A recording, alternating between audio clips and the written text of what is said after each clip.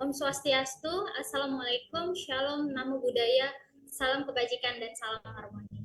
Terima kasih atas kesempatannya. Pada kesempatan kali ini, kami dari kelompok 3, kelas 2C Ilmu Hukum, akan melaksanakan presentasi mandiri dengan judul Usul Fikih dan Masalah Hukum. Sebelum itu, izinkan kami memperkenalkan diri. Perkenalkan, nama saya Reva Lelita Syanturi dengan NIM 2414101083. Pada kesempatan kali ini, saya akan bertugas sebagai moderator.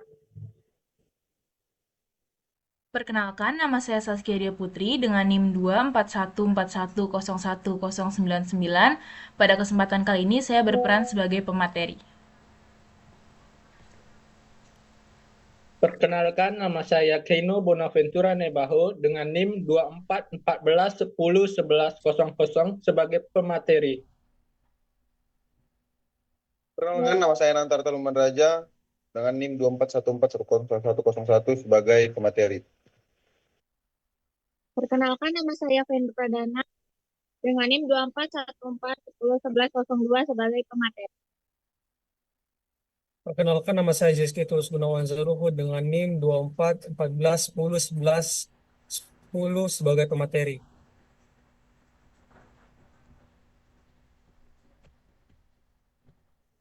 Baik, materi pertama yaitu mengenai pengertian usul fikih akan dijelaskan oleh saya sendiri. Jadi, usul fikih adalah ilmu hukum dalam Islam yang mempelajari tentang kaidah-kaidah, teori-teori, dan sumber-sumber secara terperinci dalam rangka menghasilkan hukum Islam yang diambil dari sumber-sumber tersebut.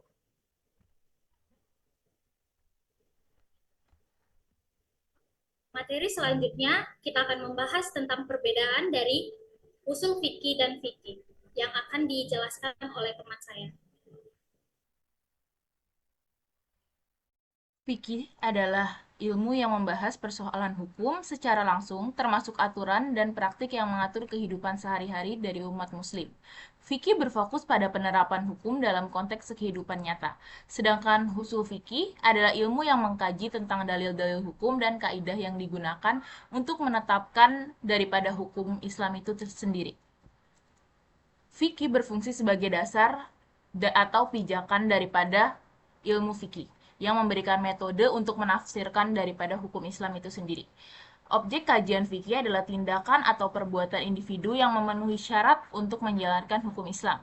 Sementara objek kajian usul fikih adalah dalil-dalil hukum dan kaidah yang bersifat umum yang digunakan untuk membangun argumen hukum. Usul fikih dapat dianggap sebagai pondasi yang melahirkan fikih. Dengan kata lain, prinsip yang diajarkan dalam usul fikih. Para ahli fikih dapat mengembangkan dan menerapkan hukum dalam konteks yang lebih spesifik. Tujuan utama dari fikih adalah untuk memberikan panduan bagi umat muslim dalam menjalankan kehidupan sehari-hari sesuai dengan hukum Islam. Sedangkan usul fikih bertujuan untuk memberikan pemahaman yang lebih tentang bagaimana hukum tersebut diterapkan, serta mengembangkan metode penalaran daripada hukum Islam itu sendiri.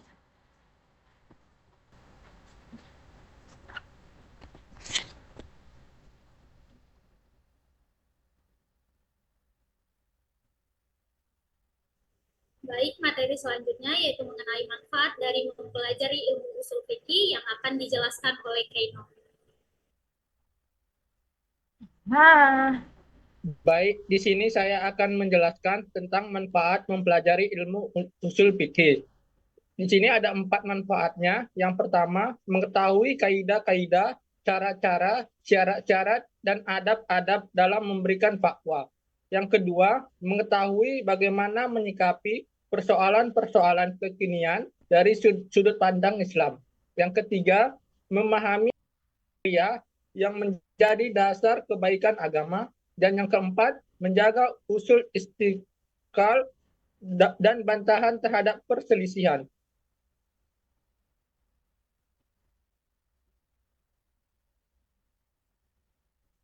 Baik, terima kasih. Selanjutnya kita akan membahas mengenai ruang lingkup dari bahasan usul fikih yang akan dijelaskan oleh Ananta Lumban Raja.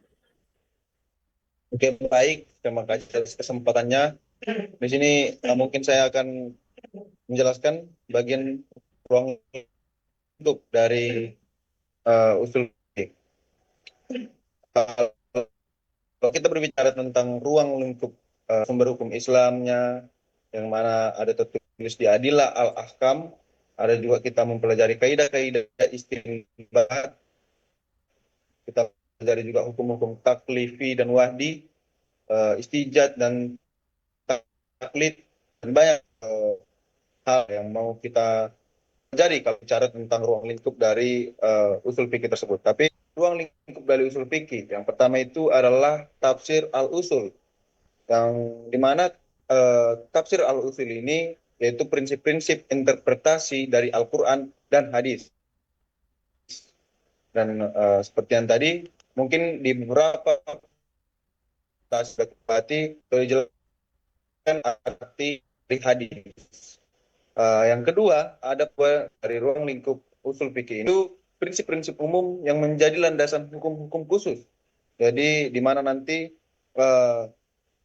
kawat fikih ini juga termasuk ruang lingkup yang kita pelajari untuk membahas usul fikih. Yang ketiga, ada poin ketiga, yaitu tentang adab al-istijhad. Ada yang keempat, konsep-konsep metodologi perumusan hukum. Yang kelima, pembahasan tentang dalil-dalil.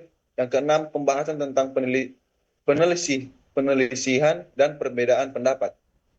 Dan yang ketujuh, membahas tentang ijtihad. Seperti mungkin saya akan sedikit berbicara tentang ijtihad ini, bahwa ijtihad ini adalah usaha yang sungguh-sungguh seorang mujahid dalam menggali hukum.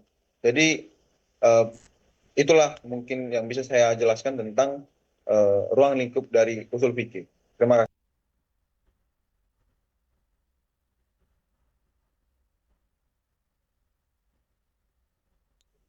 Baik, selanjutnya kita akan masuk ke pembahasan mengenai pengertian hukum dan pembagiannya yang akan dijelaskan oleh Feni.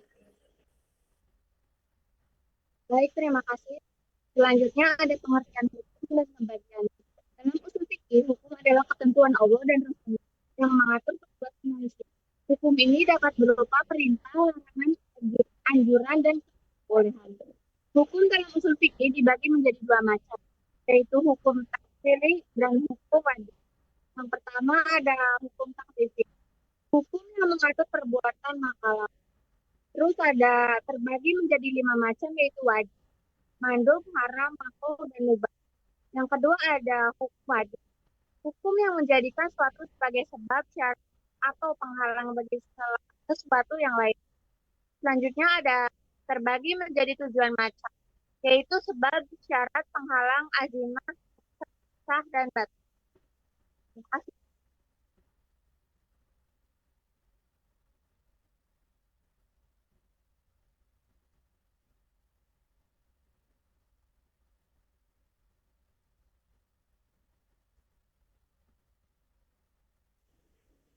Baik, selanjutnya kita akan membahas mengenai hakim atau pembuat hukum, mahkum fi'i atau objek hukum, dan mahkum alai atau subjek hukum yang akan dibahas oleh Tulus.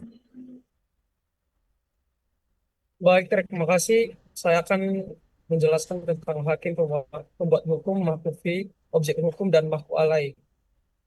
Hakim dalam konteks hukum Islam bukan hanya sekedar seorang hakim di pengadilan, tetapi merujuk pada pembuatan hukum. Dalam Islam, pembuatan hukum tertinggi adalah Allah SWT. Allah yang menetapkan hukum melalui wahyunya. Dalam praktiknya, hakim manusia dianggap sebagai wakil Allah di bumi yang bertugas menegakkan hukumnya. Oleh karena itu, seseorang hakim harus memutuskan perkara berdasarkan syariat Islam, bukan semata-mata logika atau hukum buatan manusia. Masuk pada nomor 2 itu mahkum fi atau objek hukum. Mahkum fi adalah pembuatan atau tindakan yang dikenai hukum. Bisa dibilang ini adalah apa yang diatur oleh hukum.